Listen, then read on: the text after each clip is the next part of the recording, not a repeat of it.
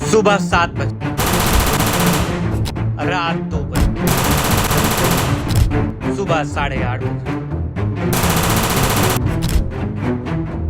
अंधेरी रात, सुनसान रेल की पटरिया और हाथों में मौत का सामान लिए एक ऐसा दरिंदा जिसकी रूह पत्थर की हो चुकी थी।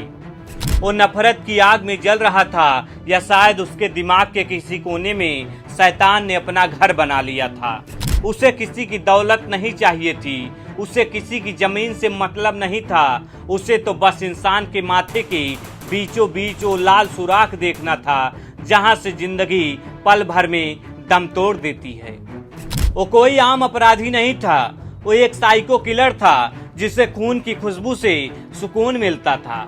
आज की कहानी सुनकर रूह कांप जाएगी और कलेजा हलक को आ जाएगा। सोचिए, एक ऐसा शख्स जो कभी वतन की हिफाजत की कसमें खाता था, जिसके हाथों में तिरंगा होता था, आज उन्हीं हाथों में बेगुनाहों के कत्ल का लाइसेंस था।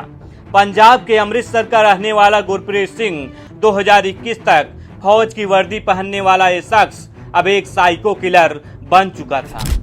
29 अप्रैल को बिहार के आरा में नौकरी की तलाश में आया, लेकिन शराब के नशे ने उसे नौकरी से बाहर फिकवा दिया। बस यहीं से उसके भीतर का वो सोया हुआ राक्षस जाग उठा। उसे नौकरी जाने का दुख नहीं था, उसे तो समाज से बदला लेना था। वो हत्यारा नहीं था, वो मौत का एक सौदागर था जिसकी दुकान सिर्फ और सिर्फ लाशों पर सस्ती थी।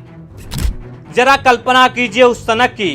गुरप्रीत के पास ना कोई लिस्ट थी, ना कोई दुश्मन। उसकी आंखें बस एक माथा ढूंढती थी। उसका मर्डर करने का स्टाइल ऐसा था कि बड़े बड़े जल्लाद भी कांप जाएं। वो किसी को तड़पाता नहीं था, वो सीधे मार देता था, कनपट्टी पर सटाकर गोली धाएं। पहली वारदात 10 मई सुबह 7 बजे, ताड़ी घाट पैसेंजर ट्रेन।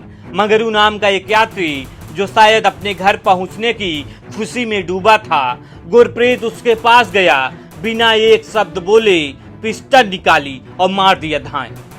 मंगरू की दुनिया वहीं खत्म, लाश को चलती ट्रेन से नीचे फेंक दिया। दूसरी वारदात 11 मई की रात, जम्मू तवी एक्सप्रेस।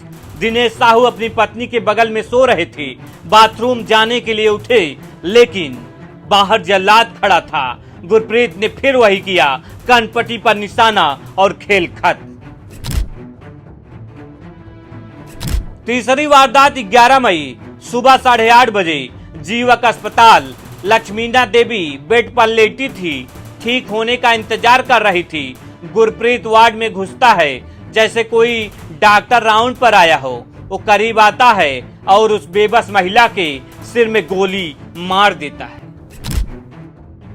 अस्पताल की वारदात के बाद भीड़ ने उसे दबोच लिया। पुलिस ने जब हिरासत में लेकर पूछताछ की तो उसकी आंखों में रत्ती भर भी पछतावा नहीं था। वो मुस्कुरा कर कह रहा था, मैंने मार दिया क्योंकि मेरा मन था।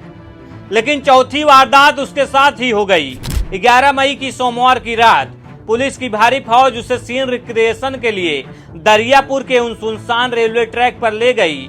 चारों तरफ घना अंधेरा, झिंगुरों की आवाज और बीच में खड़ा हुआ आदमखोर। जैसे ही पुलिस ने उससे पूछा कि मंगरू को कहां मारा था, गुरप्रीत के दिमाग ने एक आखिरी चाल चल दी। उसने फुर्ती से दारोगा की सर्विस पिस्टल झपटी और दहाड़ते हुए फायरिंग शुरू कर दी। तुम्हें क्या लगा मैं जेल जाऊंगा? मैं सबको खत्म कर दूंगा।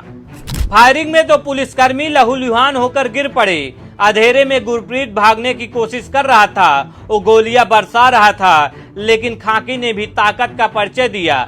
जवाबी कार्रवाई में पुलिस की 2 गोलियां सीधे गुरप्रीत के सीने और पेट को चीरती हुई निकल गई।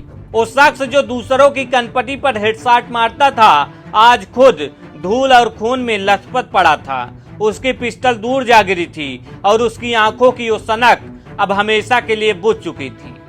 अस्पताल पहुंचते पहुंचते उसकी सांसें उखड़ गई।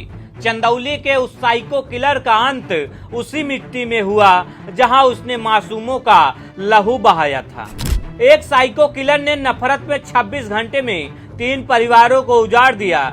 मंगरू का बेटा इंतजार कर रहा होगा। दिनेश की पत्नी अब कभी ट्रेन में नहीं चढ़ पाएगी और लक्ष्मीना देवी के घरवाले आज भी उस अस्पताल की दहलीज को देखकर कांपते होंगे। गुरप्रीत के पास से मिली वो कटी हुई लाइसेंसी बंदूक और अवैध रिवॉल्वर चीख चीख कर कह रही थी ये मर्डर कोई अचानक हुआ फैसला नहीं था। उसको इंसानों से नफरत हो चुका था, वो किसी को नहीं जानता था, फिर भी उसने सबको मार दिया। अंत में जब पाप का घड़ा भरा तो खुद भी मारा गया। कहते हैं ना, बुरे काम का बुरा नतीजा, न मानो तो करके देखो, लेकिन आप ये कभी गलती मत कीजिएगा, नहीं तो अंत बहुत बुरा होता है। मेरा नाम प्रमोद गुप्ता है। आपको हमारी खबर कैसी लगी? अगर अच्छी लगी तो आपसे हाथ जोड़कर निवेदन करता हूं कि इसे शेयर कर दीजिए। मैं भी आपके परिवार का एक हिस्सा हूं। फिर से एक नई खबर लेकर के आपके साथ हाजिर हूंगा।